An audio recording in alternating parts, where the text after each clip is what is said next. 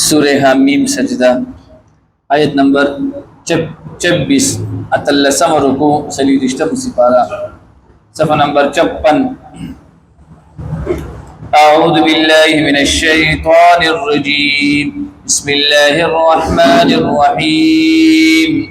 وقال الذين كفروا لا تسمعوا لهذا القرآن والغوا فيه لعلكم تغلبون صدق الله العظيم سورہ حمیم سجدہ آیت نمبر 26 اتلسم رکو سلیدشتم سپارہ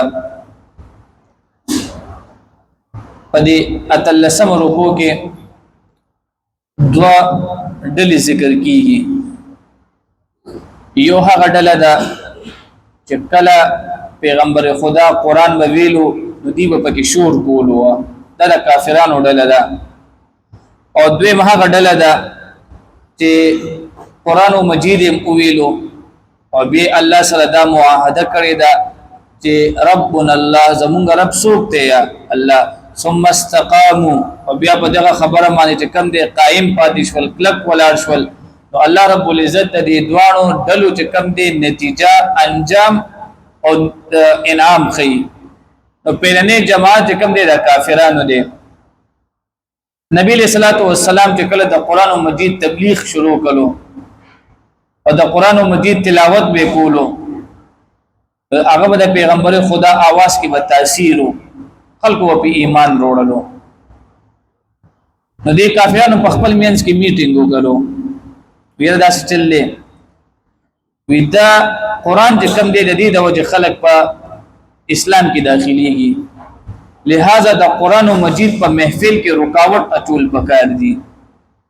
چې خلک د قرآن دا خبره چې کوم دی دا په سوچ سمجھ سره ونري. نو د دې په طریقې بداسي وي. نبی علیہ الصلوۃ والسلام به چرته هم د قرآن تلاوت کولو، د قرآن احکامات به بیانول، نو دی په هغه مجلس کې بنګ به شروع کړ، خبرې به شروع کړي. دا به تاسو اوسم کتلی وي اکثر خطیبان چې د درس په دوران کې او د بیان په دوران کې خلک خبرې کوي، هغه باندې اثر لړ کوي، ارصد نه هېریږي. نو دا څه به کوم د نبی علیہ الصلوۃ والسلام په مجلس کې به هم دی بنګ به شروع کړ. نو هغه د خلکو توجه به کم دی ټول اغي تشولا. دا چې کم دی د مجلس یو ادب یاد وساته. کله هم چې یو د جمعې بیان کیږي، کله هم چې د قرآن مجید درس کیږي، او تا ته پته ولګي چې یو معشوم دی هغه ورانی کوي، نو هغه پس مخ اړول نه دی پکار، مکوا داسې کوا ټول خلک هغه ته متوجي شي. تاسو کدی دي کنه دا چې کوم دی د جمعې په بیان کې کوم دی معشوم قرآنی وکي یا یو سړی را دن نشولو او ته وته چې دلته زی نشته ته وسره چې کوم دی خبرې شروع کی، نو هغه ټول مجمع هغه سره متاثر شي. لہذا د دې سی طریقه دا بس که معشوم قرآنی کوي که ارسه کی دا سره بپلار وی، ترب وی، کاکا وی، ماما وی، خاموشه سره چې کله موږ معشوم د کوم دی غسی شروع کړه ټول خلک داس ګون شاته وی داسه چللې.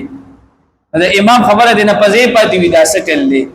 نو دا چې کوم دی د کافرانو طریقه بوا د نبی علیہ الصلوۃ والسلام مجلس ته خرابولو سبه کولو کوشش په کولو.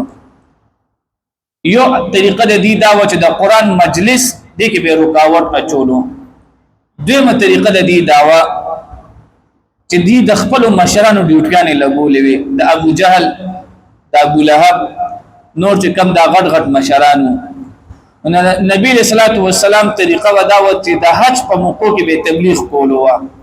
د عرفات په میدان کې به نبی علیہ السلام بیان کولو، د مزدلفه په میدان کې به نبی علیہ السلام بیان کولو، د مینا په میدان کې به نبی علیہ السلام بیان کولو. نو چې کله به نبی علیہ السلام بیان شروع کړو دی هم پکې کې ناستل، دی به هغه دوران کې به اس سبب نویل خاموش بدا کافران بناستو. نو اول به نبی علیہ الصلوۃ والسلام خبرې به وکړي، کله به نبی علیہ السلام خبره ختمه کړه دا ابو جهل بدا سے پاسه وی ایها الناس تاسو لکینه، اے خلق تاسو لکینه، ودا محمد صلی الله علیه وسلم ودا زما اوراره دی او ودا د خپل د دین نسابی شوی دی، خپل د پلار دین پر خو دی، خپل د نیک دین پر خو دی، زمونږ دین پر خو دی، او دې چې کوم دې د اسلام دعوت شروع کړی دی وی په عربو کې چې کوم دې دشمنی د وجمون کې راغلی دا خلک به چې کوم دې داسې شک کې کل پهله پیغمبر خدا خبر وکړي بیا به دی وکړي نو دی به د نبی صلی الله علیه وسلم مجلس په داسې خرابولو یو په عام مجلس کې به دی بنګ کول اور دویم به کله نبی صلی الله علیه وسلم د حج په موقع کې خاص زینو کې به سکولو بیان به کولو دا غي نه پس به دی خپل بیان کولو نو الله پاک دې کوم دې فرمایي چې دی خدا خپل کار وکړو او فلنذيقن الذي كفروا عذابا شديدا دي ته موږ درناک عذاب ورکو او دا چې کوم دې د الله تعالی دشمنان دي ذالک جزاء اعداء الله النار د دې بدلا هغه څه شي دا النار دا جهنم دی ور دی چې کله دا کافران په جهنم کې واچول شي دې به الله رب العزت نه یو درخواست وکړي چې الله هغه زمونږ چې کوم مشرانو د چا د وجه چې مونږ د جهنم ته راغلي هغه خلک مونږ ته وخایا هغه مونږ ته وخایا چې مونږ چې کوم د خپل د لاندې داسې چې کوم دی لګراوو داسې وځکه په دنیا کې به کوم دی دغه خلک به مونږ د اوګو د پاسه کېدول مونږ به د دې د لاندې مونږ همیشه د دې خبره منله او اوس چې کوم دی مونږ د دې د وجه چرته راغلو جهنم ته نو مونږ غواړو چې دین نن زمونږ د خپل د لاندې شي لکه رسوای کی هغه ټیم کې بیا درخواستونه معذرتونه معافیانه د به هیڅ سبقات ناراضي وداننه سبق کې کوم نن زمونږ د کافرانو د حق ډلې ذکر دی چې حقیقه قران په مجلس کې به سکولو رکاوټونه به اچول او الله تعالی د حقیقي نتیجه ذکر کړه وقال الذين كفروا او ويلها كسانو چې کافرانو لا تسمعوا جما اورتاسو لهذا القران دغه قران مجید والغوا فيه او شور کوي پدې کې لعلكم تغلبون د فرض دي چې تاسو غالب شئ فلنذيقن الذين خاب من اخيو اسكوا خلقوا كافرون دي عذابا شديدا سخت عذاب ولنجزينهم خاب بدل وركم من غديتا